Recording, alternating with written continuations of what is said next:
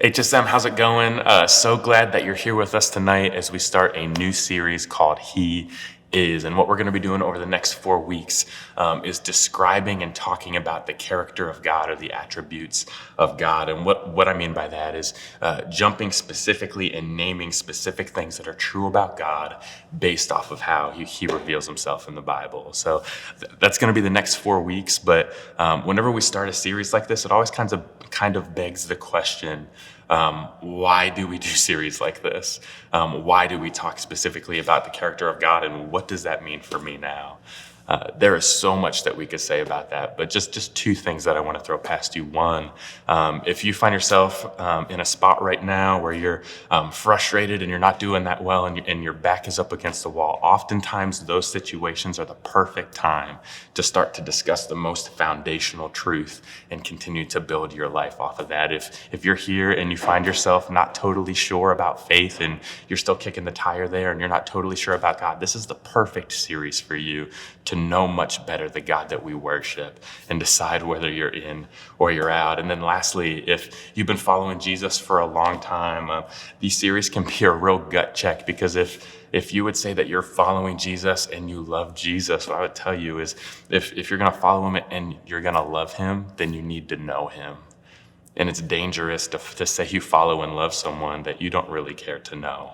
So I'm excited in this series to jump in and learn more about the character of God and allow him to change us from the inside out. So again, 4 weeks of that. What we want to start out with tonight is one of the most foundational attributes of God, and it's such a good first one, and it's that God is holy.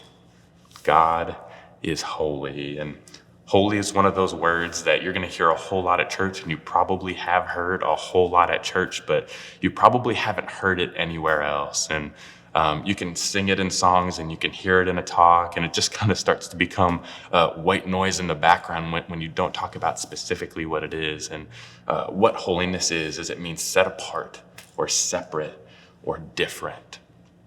And this attribute is the perfect one to start off with, because what we're going to do in the weeks after that is to continue to explain why God is separate and set apart and different, why he defies the categories that we want to put him in, why he is in a league of his own, why we can't distill him down and water him down. He is set apart. He is holy.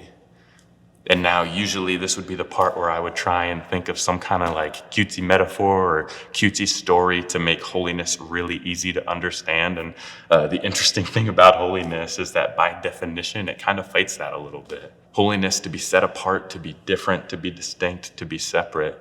God is in that category. We are not. So we're going to have a hard time wrapping our heads around that completely. But what I can do is point to some of the other attributes that go into making God holy, to making him separate, to describing that. And we could talk about God's justice and how God facilitates and enacts perfect justice. And we're going to spend a whole week on that coming up here. But chances are, over the past 1 or 2 years, you've been in conversations about justice. It's been something that we've been talking about a lot, and culture has been talking about a lot. And it doesn't take long to be in one of those conversations where you realize that people can have very different definitions of justice and very different ideas of how that should be facilitated. But what I can tell you is that God is the only one that knows perfect justice, facilitates perfect justice, and enacts perfect justice. And because of that, God is holy. He is separate. He is different. We could talk about God's righteousness and how God is morally perfect. We talk about perfection and wanting to reach it, but the reason that God is holy, the reason that he's separate, is that he doesn't need to reach perfection. He is perfection. He sets the standard. God is morally perfect. He is righteous, and because of that, he's holy. And we could talk about God's goodness and how God is perfectly good. And chances are, in the conversations that you have with your friends or with your family, you'll talk about the problems that you're trying to figure out and you're not totally sure what to do.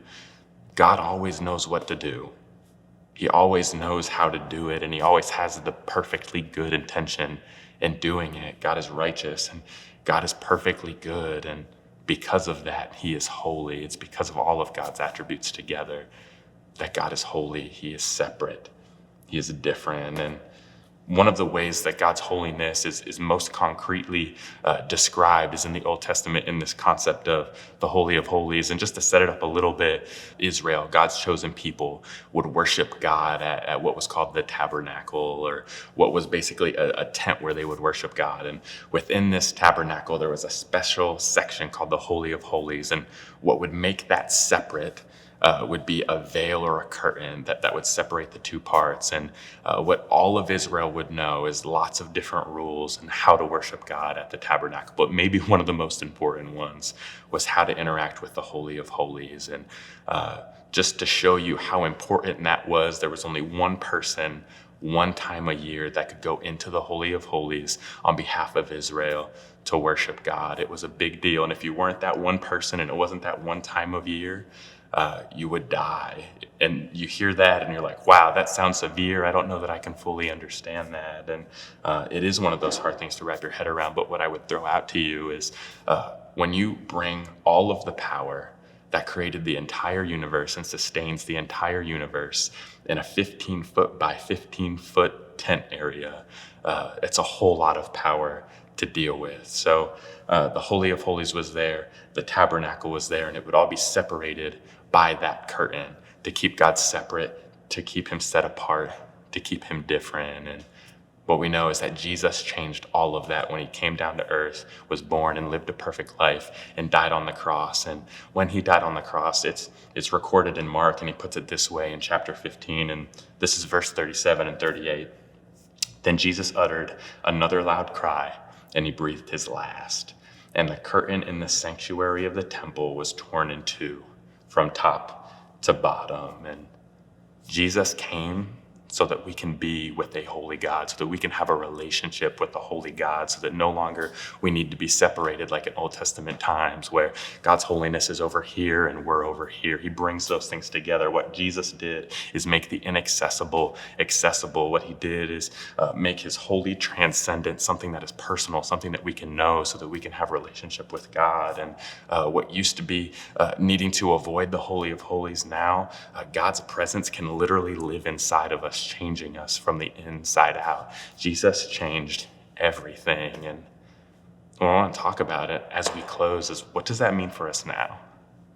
I realize that's cool, like from a historical perspective, and we can jump into the Bible and all those things, but what does it mean now? And I think it's so well summarized by Peter in 1 Peter chapter 1, verses 15 and 16, and he puts it this way: but now you must be holy in everything you do, just as God who chose you is holy. For the scriptures say, you must be holy because I am holy. And if we were going to distill that and just break that down to one sentence, it would be this: we are different because of Jesus. When you're following Jesus, God calls you to live a holy life, to live a separate life, to live a different life, to make decisions that point to him and his holiness. And that doesn't mean that you need to be some kind of weirdo and act different that way. That's not what we're talking about. What we're not talking about is you're going to be separate and think that you're better than other people and judge other people. That's not what we're talking about. We're talking about making decisions that point to God and his holiness.